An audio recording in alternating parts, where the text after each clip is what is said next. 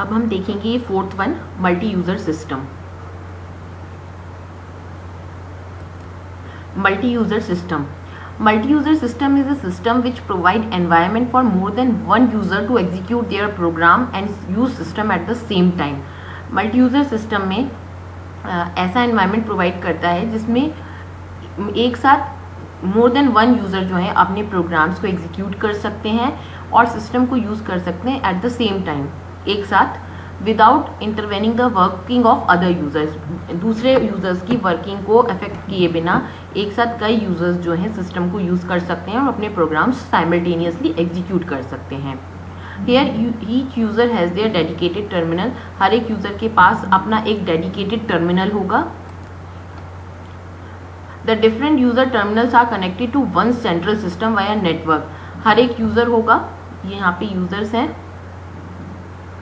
N number of users हैं, हर एक के पास अपना एक डेडिकेटेड टर्मिनल है जिसके और हर एक यूज़र ने अपना एक प्रोग्राम और डेटा बना रखा है, मतलब अपने कुछ प्रोग्राम्स और डेटा हैं और ये सब जो है आपस में कनेक्टेड हैं with the help of a network. ये सारे कनेक्टेड है with the help of a network. किससे कनेक्टेड है?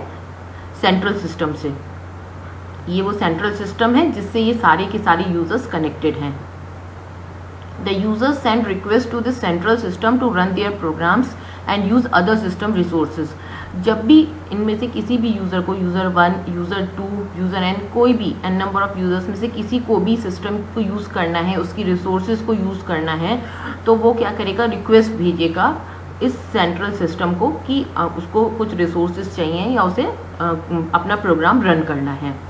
It is the responsibility of operating system to divide CPU time and other resources fairly among different users connected to the central computer. ये जितने भी users connected हैं इस central system से, ये central computer से, operating system की duty है कि इन सारे users को fair amount of time मिले। मतलब सब यूज़र्स को जो है ये सेंट्रल जो सिस्टम है इसकी रिसोर्सेज, CPU टाइम ये मिलना चाहिए, बराबर से मिलना चाहिए।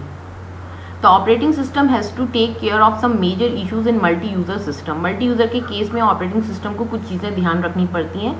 These are first, protection of one user program and data from unauthorized access by another user.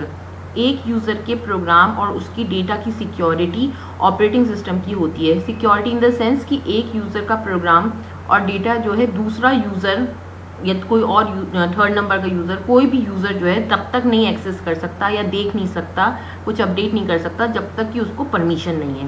लेकिन efficient system resource sharing among different users so that none of the user is deprived of resources. सारे जितने भी users connected हैं उन सब के बीच में जो रिसोर्सेज होती हैं जैसे कि CPU time, input output devices, memory, buses etcetera, ये सब बहुत अच्छे से फेयरली डिस्ट्रीब्यूट होनी चाहिए। मतलब सबको, जितने भी यूज़र्स हैं सबको बराबर से मिलनी चाहिए for longer time and each user get required resources for fair amount of time. एक तो ये कि एक यूज़र को मिल रही है और दूसरे यूज़र को नहीं मिल रही, ऐसा नहीं होना चाहिए। और दूसरा जो मिल रही है वो भी फेयर अमाउंट ऑफ टाइम के लिए मिलनी चाहिए, मतलब कुछ प्रॉपर अमाउंट ऑफ टाइम के लिए मिलनी चाहिए ताकि वो अपना एग्जीक्यूशन कंप्लीट कर सकें। The advantage of multi user system are first, system becomes economical to users as cost of system resources like CPU, memory etc. is divided among users. जो अगर हम मल्टी यूज़र सिस्टम में work करते हैं तो हर एक यूज़र के लिए कॉस्ट जो होती है वो काफ़ी कम हो जाती है क्योंकि डिवाइड हो जाती है। जो CPU लगा होता है, जो मेमोरी लगी होती है, इनपुट आउटपुट डिवाइसेस, वो सब शेयर कर रहे होते हैं सारे यूज़र्स, तो हर एक यूज़र के लिए सिस्टम जो है काफ़ी इकोनॉमिकल बन जाता है। Second, the system resources are efficiently utilized because resources are not sitting idle and is being used by one or the other user. और दूसरा जो सिस्टम की रिसोर्सेज हैं उनका बहुत प्रॉपर यूज़ हो पाता है क्योंकि जो सिस्टम की रिसोर्सेज हैं वो खाली नहीं होती हैं, कोई ना कोई यूज़र उन्हें यूज़ करता ही रहता है। एक यूज़र ने फ्री किया किसी रिसोर्स को तो दूसरा यूज़र ले लेगा, दूसरे ने खाली किया तो थर्ड नंबर का यूज़र, इस तरह से रिसोर्सेज बिजी रहती हैं और एफिशिएंटली यूज़ होती हैं। जो इसके डिसएडवांटेजेस हैं वो है first, when more and more users try to access system resources sometimes system becomes slower. कई बार ऐसा होता है कि बहुत सारे यूज़र्स एक साथ ही सिस्टम की रिसोर्सेज को यूज़ करने की कोशिश करते हैं तो कई बार सिस्टम जो है अपनी प्रॉपर जो स्पीड है तो स्लो हो जाता है, उसकी परफॉर्मेंस थोड़ी स्लो हो जाती है। Second, system cost is high as large amount of memory and disk space is required to store different users data and program. वैसे तो हर एक यूज़र्स के बीच में कॉस्ट डिवाइड हो जाती है तो इकोनॉमिक होता है, लेकिन ओवरऑल जो सिस्टम को बनाने की कॉस्ट होती है, उसको गैदर करने की कॉस्ट होती है, वो हाई होती है, क्योंकि इसमें जो मेमोरी लगी होती है और जो डिस्क स्पेस होती है वो काफ़ी लार्ज अमाउंट की चाहिए होती है, क्योंकि इतने सारे यूज़र्स हैं, उन सबके डेटा, प्रोग्राम्स, इंफॉर्मेशन वो सब स्टोर करने के लिए अच्छी खासी मेमोरी चाहिए और अच्छी खासी डिस्क स्पेस चाहिए। तो इस सिस्टम की ओवरऑल कॉस्ट वैसे हाई हो जाती है। Unix, Linux, OS2 etcetera some of the examples of multi user system, ये सब मल्टी यूजर सिस्टम के एग्जांपल्स हैं।